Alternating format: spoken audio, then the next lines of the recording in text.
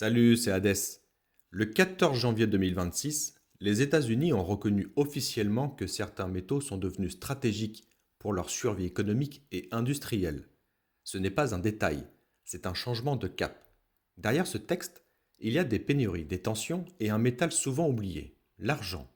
Dans cette vidéo, on va regarder les faits, comprendre les enjeux et surtout voir ce que cela signifie pour la suite. Pas de bruit, pas de panique, juste la réalité. Restez bien jusqu'à la fin, car ce qui arrive n'est pas du tout anodin. Allez, c'est parti. La proclamation du 14 janvier 2026 marquera à n'en pas douter une page de l'histoire des matières premières. Elle intervient dans un monde où l'énergie, la technologie, l'industrie et la défense dépendent de quelques éléments métalliques que l'on croyait ordinaires, mais qui se révèlent extraordinaires dans leurs usages.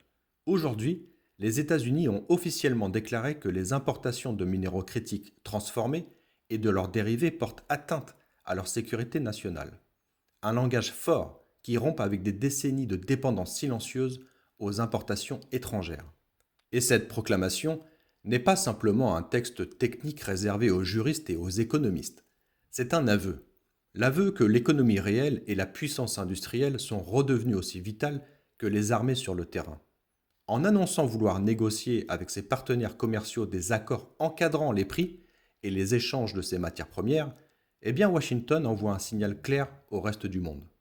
Et ce message est celui-ci. L'Amérique ne veut plus subir. Elle ne veut plus découvrir, trop tard, que ses chaînes d'approvisionnement sont contrôlées ailleurs. Elle ne veut plus voir ses industries stratégiques dépendre de décisions politiques étrangères. Elle cherche désormais à bâtir des alliances économiques fondées sur la stabilité, la résilience et la sécurité stratégique. Mais il faut être précis. Cette proclamation n'est ni un décret de prix plancher immédiat, ni une fermeture brutale des frontières. C'est le lancement d'un jeu d'échecs diplomatique et commercial, programmé sur 180 jours, une période de négociation, d'observation et de rapport de force feutré. Car il faut bien le dire, pour le marché de l'argent, qui est déjà sous tension à cause de déficits persistants d'offres et d'une demande industrielle en pleine explosion, eh bien cette annonce agit comme un révélateur. Elle crée une atmosphère lourde, chargée d'espoir, mais aussi d'incertitude. Finance, géopolitique et technologie se rencontrent ici pour redéfinir la place du métal blanc dans l'économie mondiale.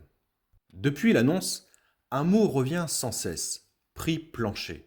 Pourtant, il faut immédiatement séparer le fantasme médiatique et de la réalité politique. Ce que l'administration américaine évoque n'est pas un prix plancher légal déjà fixé, ni une règle imposée d'un trait de plume aux marchés mondiaux. Il s'agit d'un objectif de négociation, pas d'une mesure en vigueur. L'idée centrale est simple, travailler avec des partenaires alliés pour construire des cadres commerciaux où les prix ne peuvent plus être artificiellement écrasés par des stratégies de dumping ou de surproduction subventionnée. Si ces accords voient le jour, ils pourraient inclure des mécanismes de prix minimaux, destinés à stabiliser les marchés et à sécuriser les investissements miniers et industriels.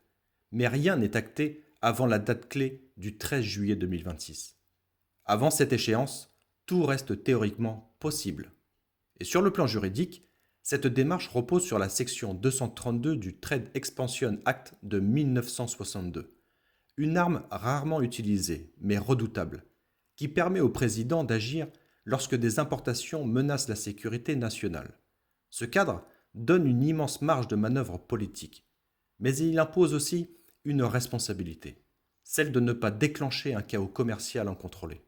Mais ne soyons pas naïfs, cette approche reconnaît une vérité dérangeante.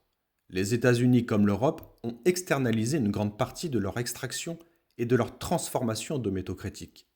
Revenir en arrière prendra du temps, de l'argent et surtout de la volonté politique.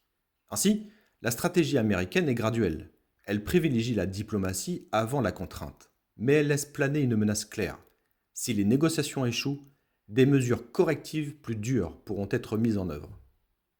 Et cette proclamation est une conséquence logique de nos actes, car pendant des décennies, l'argent a été relégué au rang de métal secondaire, un sous-produit minier, un actif spéculatif, un vestige monétaire du passé. On l'a consommé sans compter, dispersé dans des milliards de composants électroniques et dilué dans des marchés papier hypertrophiés.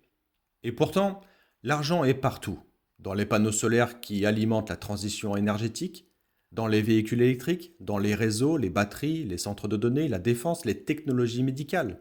Sans argent, le monde moderne cale, littéralement.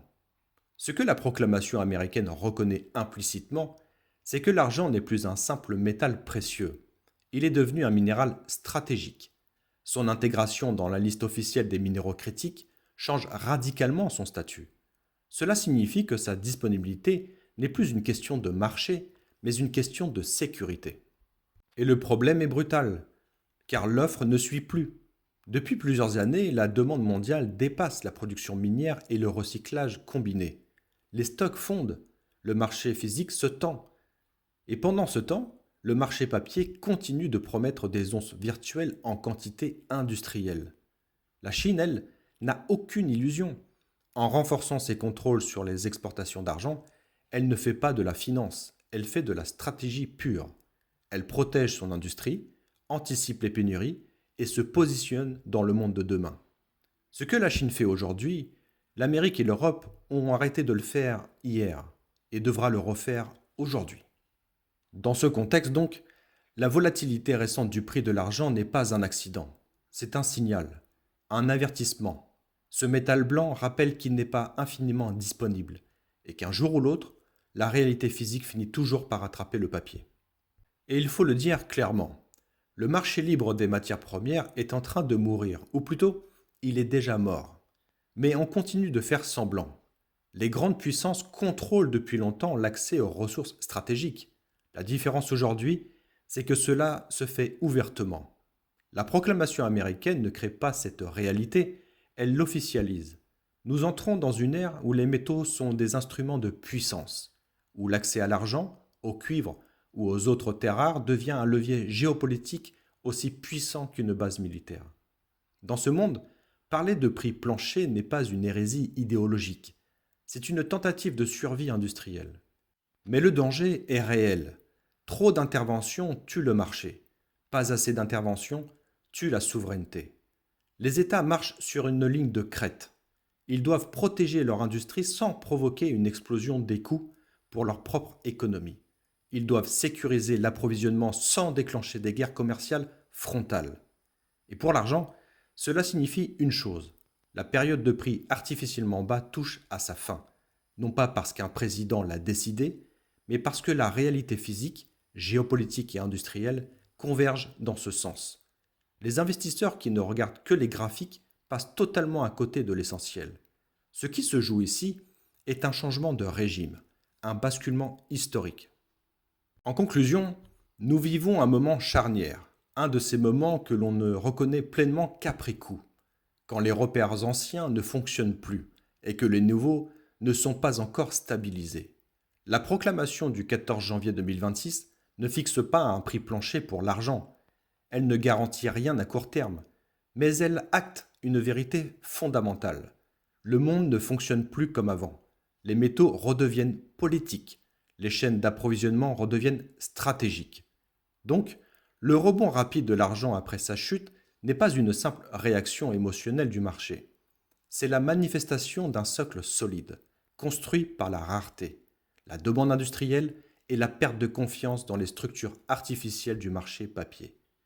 Les 180 jours de négociation sont un compte à rebours. Après cela, les décisions seront plus dures, plus clivantes, plus conflictuelles. Et ceux qui auront attendu des certitudes officielles risquent de découvrir qu'elles arrivent toujours trop tard. L'argent n'est pas un métal du passé, c'est le métal des temps électriques, numériques, solaires et ô combien instables. Il relie l'ancien monde monétaire à celui qui se dessine, encore flou certes, et surtout très fragile. La vraie question n'est plus de savoir si l'argent est important, elle est de savoir qui en possédera, à quel prix et dans quel monde. Et comme toujours dans l'histoire, ceux qui auront compris trop tard diront que tout cela était imprévisible. Mais pour ceux qui doutent, observent et refusent les récits rassurants, le message est limpide. Quand les États parlent de sécurité nationale, quand les métaux deviennent stratégiques et quand la rareté s'installe, eh bien le futur est déjà en train de se négocier.